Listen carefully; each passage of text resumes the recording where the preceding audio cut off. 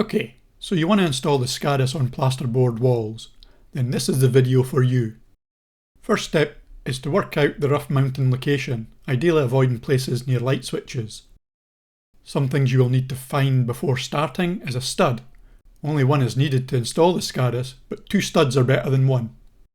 Am I allowed to say that? This is the Skadis mounting bar. It has 2 slots, one flat and one slanted.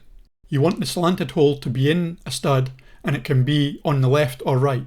The flat side of the bar is the side to place against the wall. You want to make the bar level, so use a spirit level, a ruler if needed, or better still, a laser level, and mark the middle of the flat hole. They're not very accurate, so I like to poke with an awl to make sure I'm going to screw through the slanted hole into a stud. Next step is to use a washer and a flathead screw to fix the slanted hole end into the stud. Screw into the stud just enough so you can still rotate the bar. Now I can poke it with an awl to make sure there's nothing behind the spot like a wire. We need a hollow wall anchor. I believe my plasterboard is 10mm thick, so I'll use this one from Aldi. This crimp-in type needs to match your wall thickness, otherwise it will just wobble. This one needs a 9mm hole. Most drill bit types will work, and needs to be installed with a matching gun.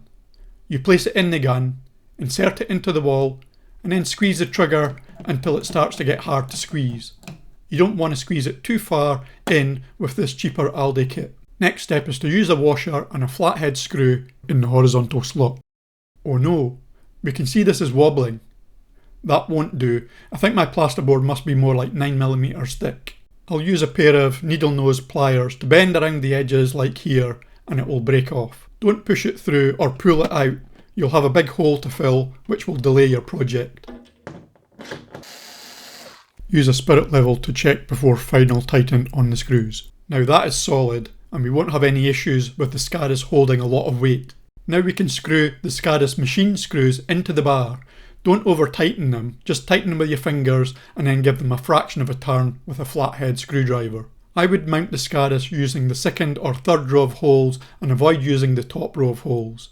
Now we can install the spacers in the bottom of the Skadis. IKEA uses the 3rd bottom row, and then give them a fraction of a turn with a flathead screwdriver. Now all that's left is to fill up the board with some storage containers. Subscribe if you want to see some upcoming custom 3D printed mounts for the Skadis. This is a great tip to save your batteries from draining in devices that you don't use very often. Take a plastic post-it note like this, or a small bit of plastic, and put it between the batteries or between the battery and the terminal. Now you won't have to go find a new set of batteries each time you want to use the device. Cheerio.